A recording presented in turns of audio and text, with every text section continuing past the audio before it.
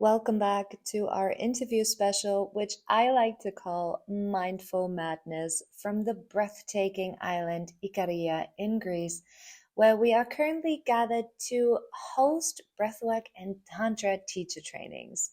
So, as I get to indulge into all of these valuable lessons and insights every day, I felt the need to share some of that with you by inviting new guests on the podcast. Together, we're speaking about most frequent questions and challenges we're facing in our buzzing society. Till kicked this off in our last episode from a psychological standpoint mixed with a splash of yoga philosophy. Now, I would like to introduce you to Kristine, breathwork teacher and spiritual guide with every single cell of her body. She is called 100% breathwork ambassador for a reason. In the past years, she has worked in this field exploring different modalities that take us to the non-ordinary state of consciousness and beyond all of our limits. While teaching breathwork in retreats all over the planet, she also spreads this beautiful medicine in breathwork teacher trainings, which is where I first met Kristine. Up until this day, she still remembers her own first breathwork session where her breath brought her to the breath. Welcome, Kristine.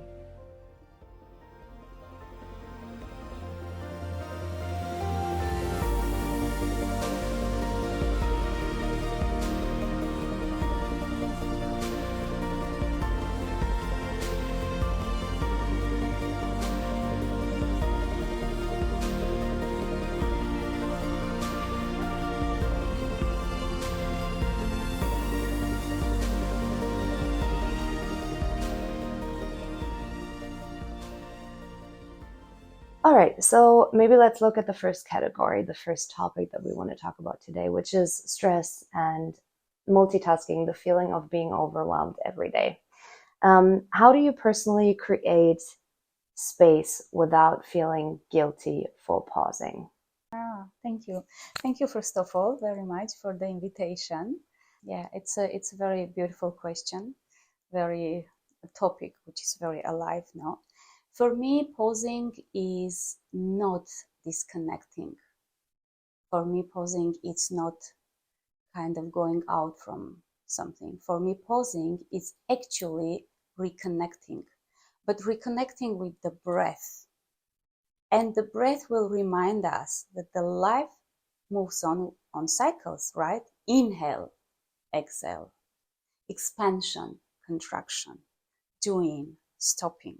Yeah, this is how the life moves, right? So when we pause, actually we are not moving out from life. No, we are moving towards ourselves, our soul, where we can really meet our soul. And there where we create safe space, more space for creativity, intuition, we create space for life. So we need to pause. And I'm telling this from my own experience, because I think when we don't pause, the life makes us pause. It happened to me. I was running projects, trainings. And one day that source says, "Hop, it's too much." Something happened to me, and there were several months that I couldn't even move. And it was such a big lesson. Like, I was giving you signs, pause. You need to pause to create space. So pausing is actually creating space, not moving out from the life, but moving inward and creating more space for creativity and for ourselves. That's such a beautiful way to put it, because I feel like, especially nowadays, people are actually afraid of pausing because they want to be in constant productivity mode, and people are scared of pausing. Yeah, fear of missing something. Yeah, absolutely. And then we end up missing ourselves in the space. So true. So say if someone feels overwhelmed, but they just can't slow down. What's one first step that feels realistic to do? I would say breathe. But before breathing, let's just understand what is overwhelming. The way I understand overwhelming is when the mind is like kind of chasing ahead of the body, right?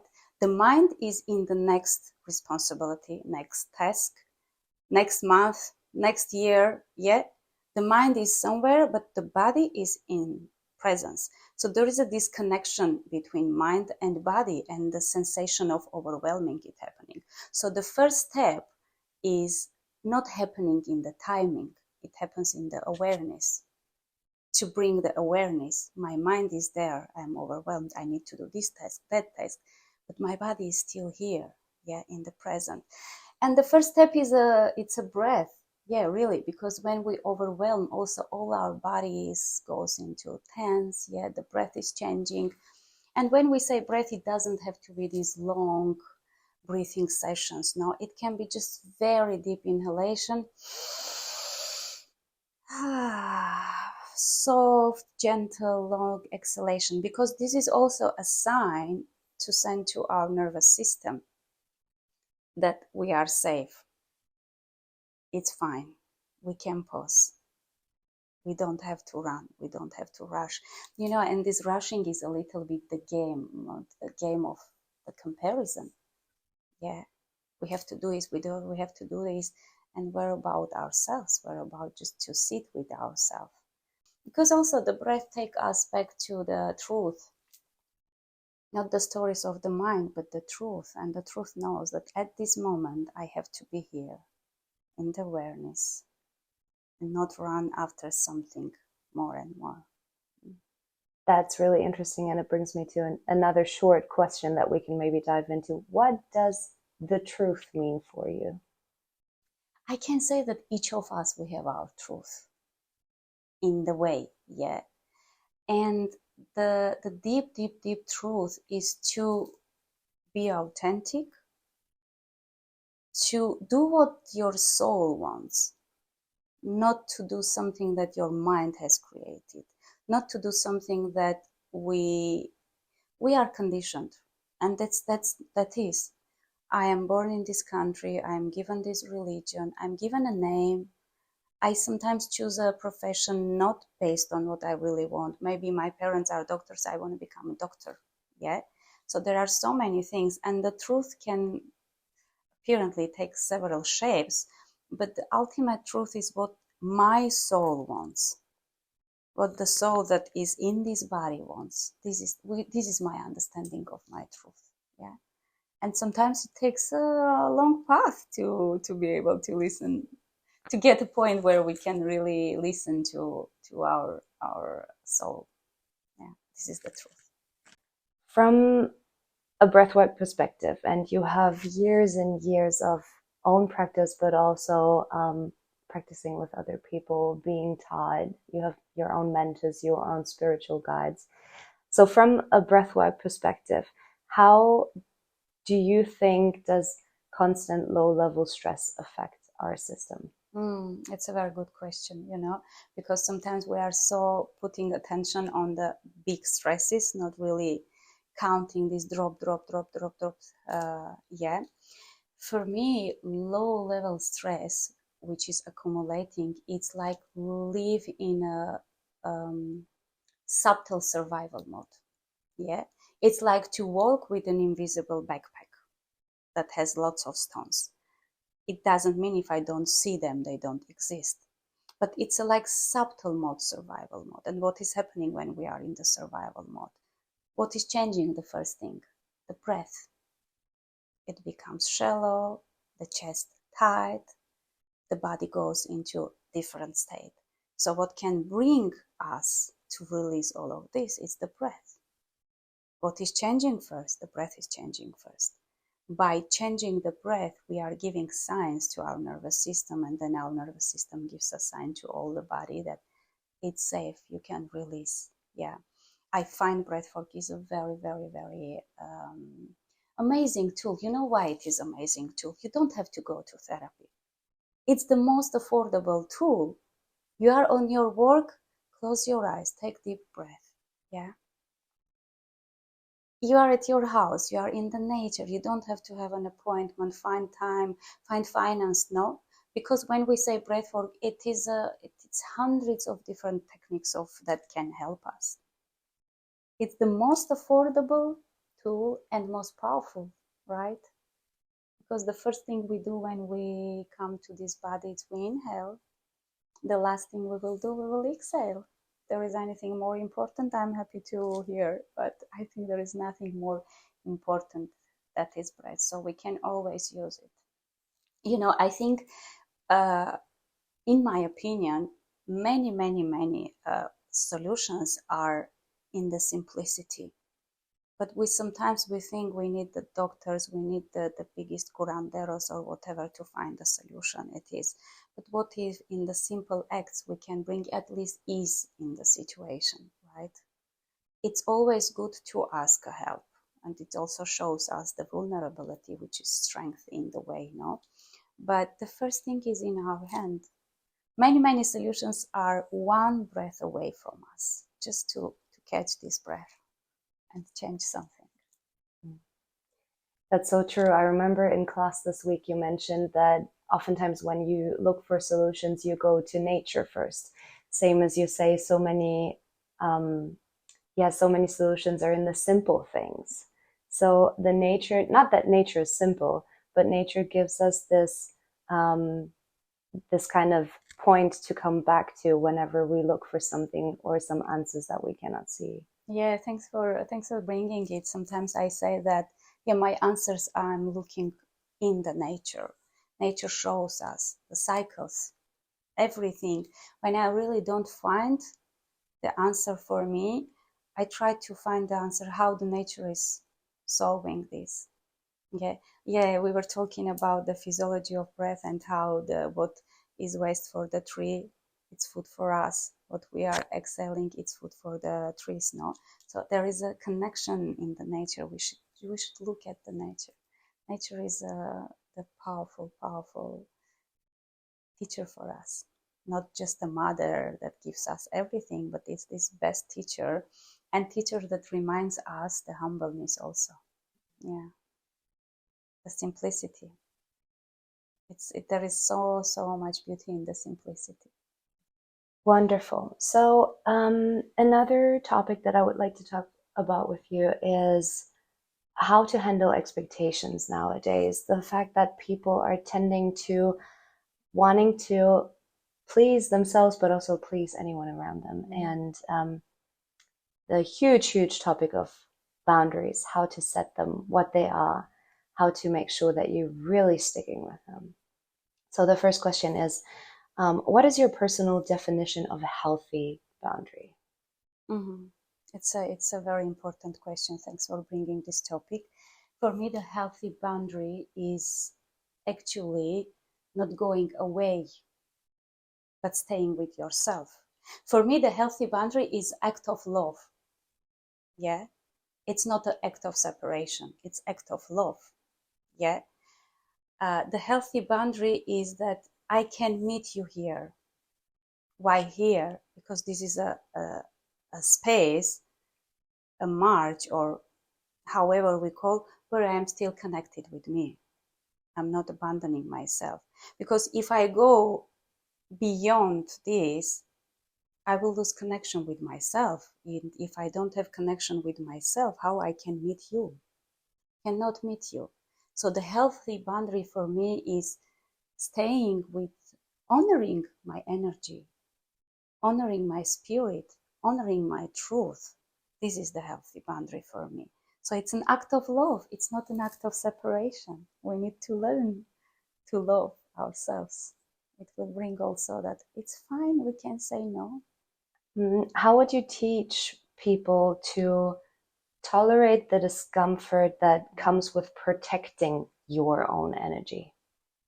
Yeah, I would teach through breath for sure, because that's my medicine.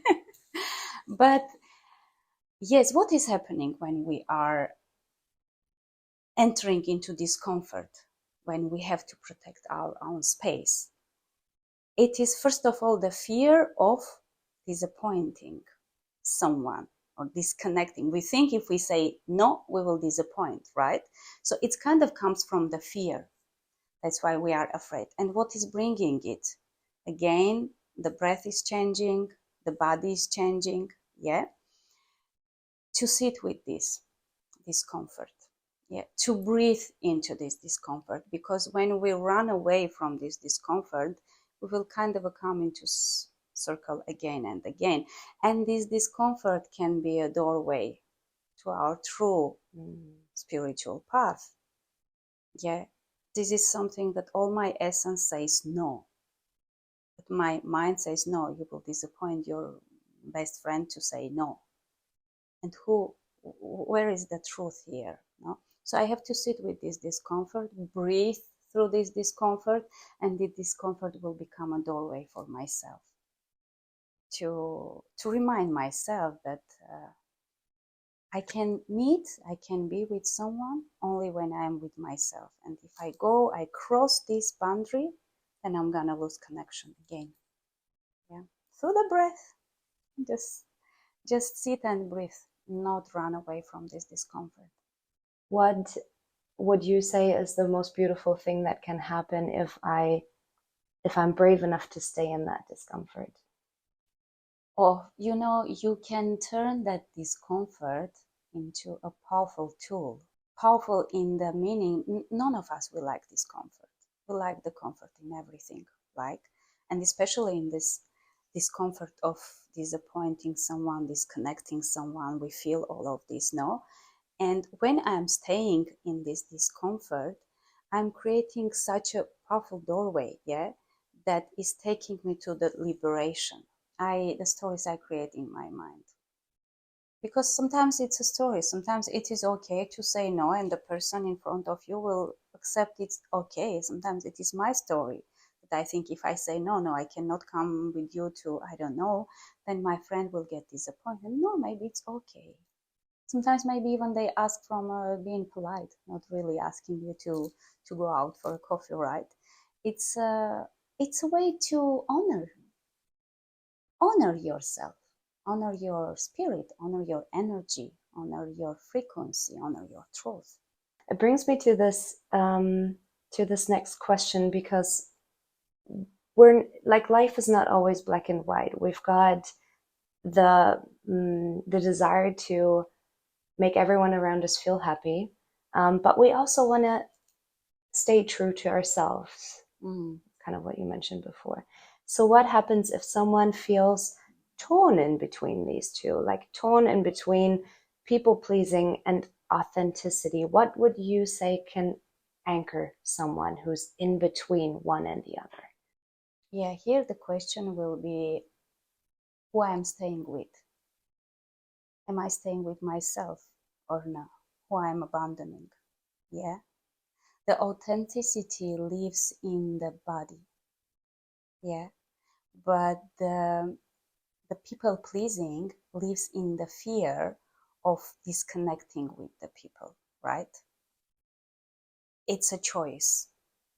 Do I want to stay in my body, or do I want to enter the frequency of people pleasing because I'm afraid to lose them, I am afraid to disappoint them, I'm afraid to disconnect with them? Yeah. So yeah, it's about really honoring who I should honor. It's such a simple thing, and we hear it so many times. I should first respect myself, then I can respect you. I should love myself, then I can love you. But that has this, again, in the simplicity, there is a big wisdom. Who I'm abandoning, who I'm staying with. So the breath again will help me to come and see my truth. What is at this moment happening with me? What do I want to do? Yeah. And it seems like it's always based on the fear. But then I sometimes question if I tend to please everyone around me because of that fear, and I stay away, or I distance myself from my own authenticity. I'm just gonna end with the fear of losing myself. I had this friend, or I heard this quote somewhere saying that living in an authentic life means that you will always disappoint someone. Yes. You just need to make sure it's not yourself. Yes. But also, of course, we know that pleasing also can be a response of nervous system, yeah, the window of tolerance, because there are moments when we cannot deal that situation. We go fight, flight, freeze, or start pleasing people. It's also maybe looking at this from where my people pleasing comes. Is it my response? And generally what I suggest my students is, can you just go back and start remembering, let's say, some discomfort moments when you had this discomfort in your body when you went into the people pleasing, and see from where this response came. Sometimes it just come respond from my nervous system. This is the way of I coped, or I stayed alive in that situation. Then we need to work on it. Yeah. So I can speak for myself when I say that in the busyness of our today's world, sometimes it feels like there's so much pressure to just keep it all together, to live in your masculine, to be strong, to move forward. And it affects your self-worth. So that's something that I would love to look into with you. Mm-hmm. What would you say to someone who feels like behind in life? I would say there is no behind. There is no behind. You are always at your own time, at your own path. No, the feeling of staying behind comes from the rush of comparison. Behind of what? I would ask. Behind of what? Everybody else? Who is everybody? How many billion people we have in the world? So behind of who? The villager who is there cultivating the vegetables, not really looking at the time, or the one who is living in a big city and has to even calculate minutes to get a metro. Behind who? Or maybe even behind the developments of the world. Let's say AI technology. I just feel like I can't follow the pace of this world. Yeah. And who said we should follow? Who said we should follow? Whoever resonates will follow. Whoever doesn't resonate, we will stay in the space. Imagine we are in a walking or marathon. Everyone wants to reach, but is everyone capable of that? And is it really worthy for everyone? Yeah. What is also for us? Is this the I want to reach the destination, or I want to enjoy the path? What do you want? There are different ways. We go out for a walking. I can start looking around the beautiful trees, and maybe I don't even reach the destination. I want to go somewhere and watch a movie, for example. No, but then in the park I meet such beautiful people singing in the park, and I sit and I enjoy it. What is more important, to reach what I was planning, or whatever the life is bringing? Yeah. So I would say there is no behind, actually. Everything happens exactly the time that it has to happen for you, because we should remember we are individuals living in the collective. Yeah, but we are also individuals. My timing can be totally different than your timing, or the way you understand the timing. Because we are trained to follow along and to be on top of things all the time. You said it so correctly. We are trained. But to train something, it's what is there, what is deep down. Yeah, we are trained, and then we can untrain it.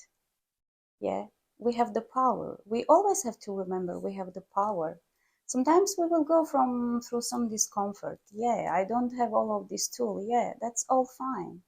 But I have the tool that, as Kristine, is serving me.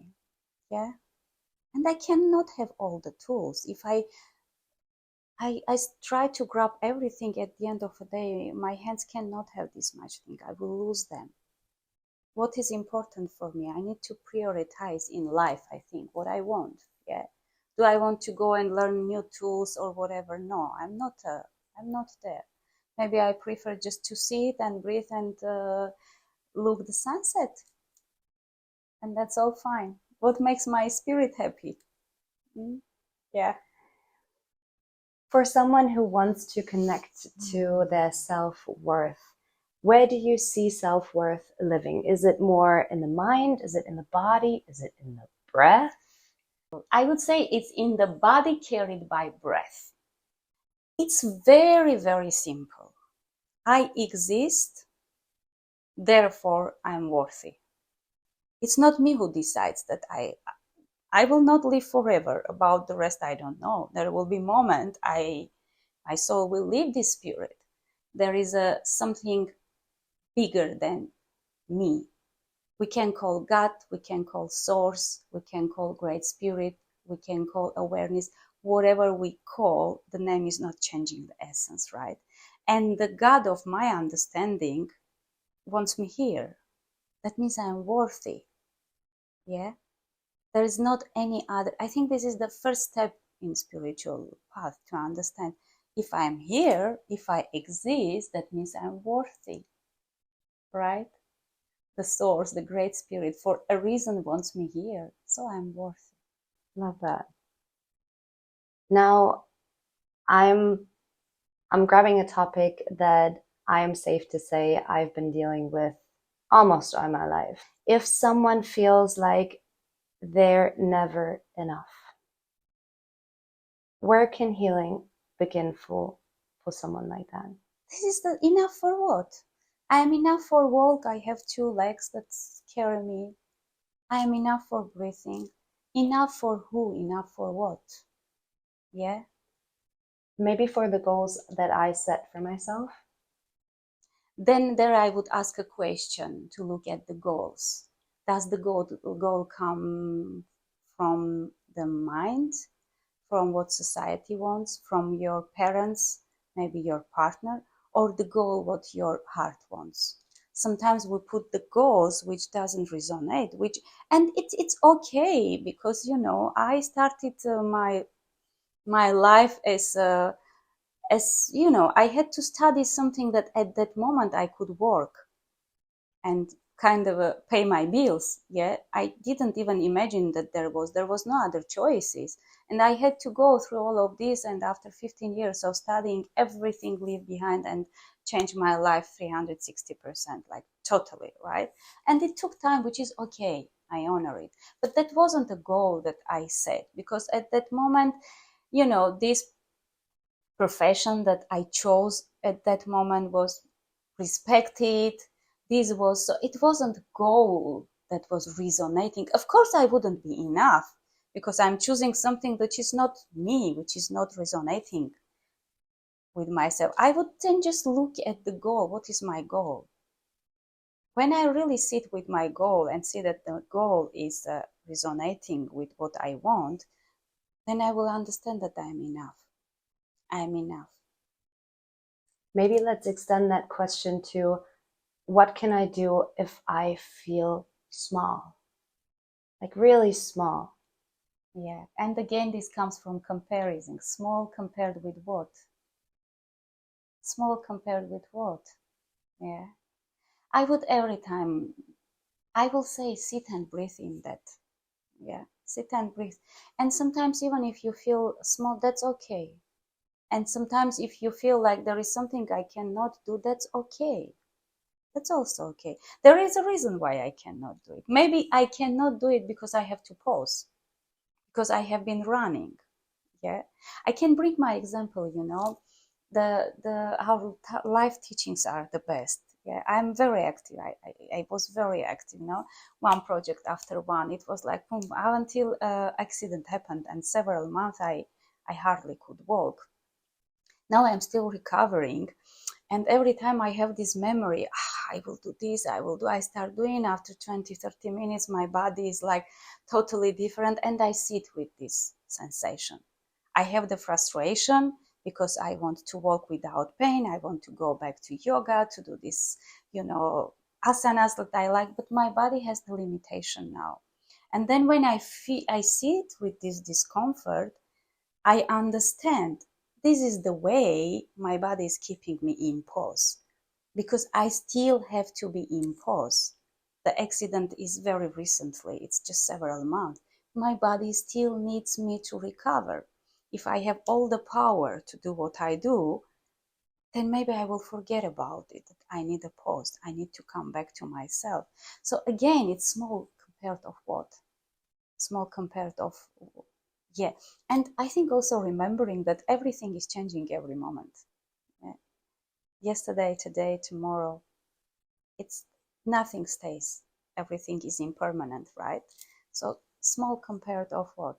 And if there is something that I cannot reach at this moment in my life, okay, that's also okay.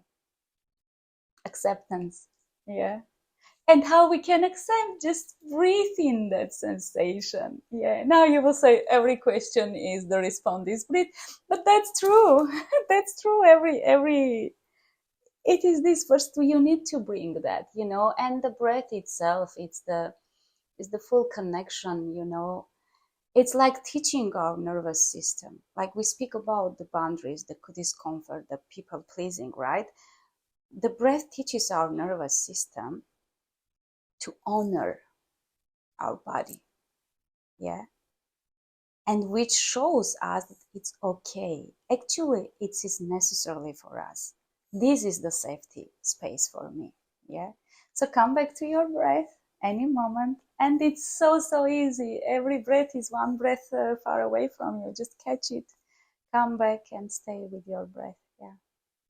And that is why you are 100% breath ambassador. Yeah, I'm 100% breath ambassador. My co-colleagues, he told me he's gonna design a T-shirt for me, 100% ambassador. So yeah. Amazing. Yeah, thank you so much. I'd just like to close off with like a final closing question. Mm-hmm. What is one truth you wish more people would pause long enough to feel? I would say that is who I am. Yeah, who I am. That's a question. Sometimes we work all life. No, there are teachers who dedicated all life on this to find the truth. But let's stay more in the more. I don't want to say achievable, but who I am in the sense that what I really want, yeah, what my soul wants. I think if we really can find that truth, it will guide us.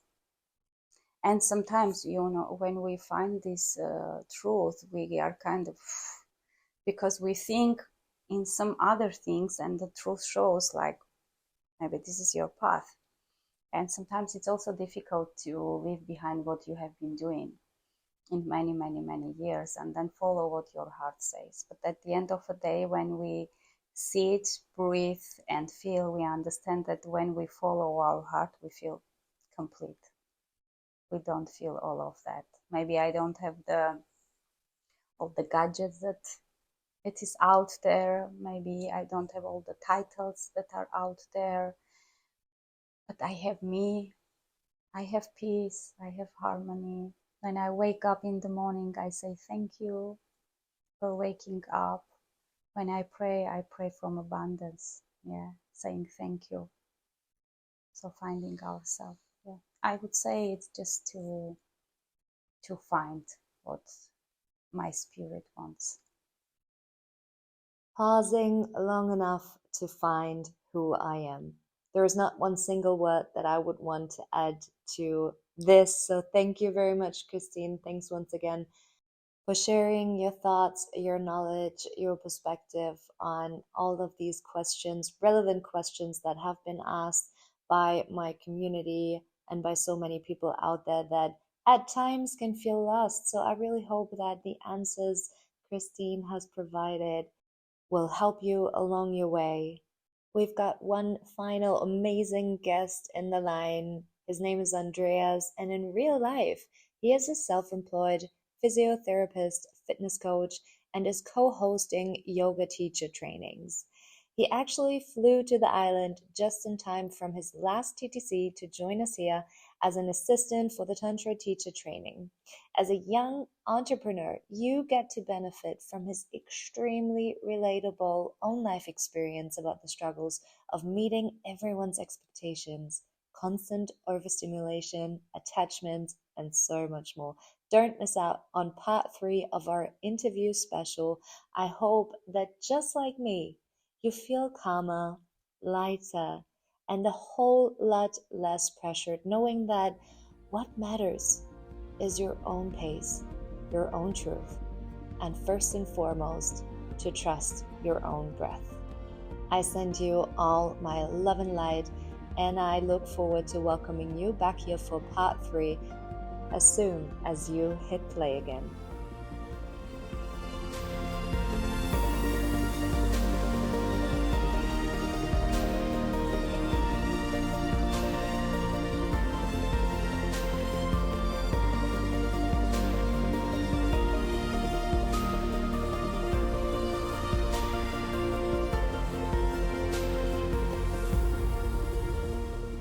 And one more thing before you head off. If you have any questions or you would like to get in touch, learn more and grow more, check out my website whoiam-official.com or send me a message at healwithjackie. You can find me on Instagram. I would absolutely love to get to know you and work with you. So, see you there.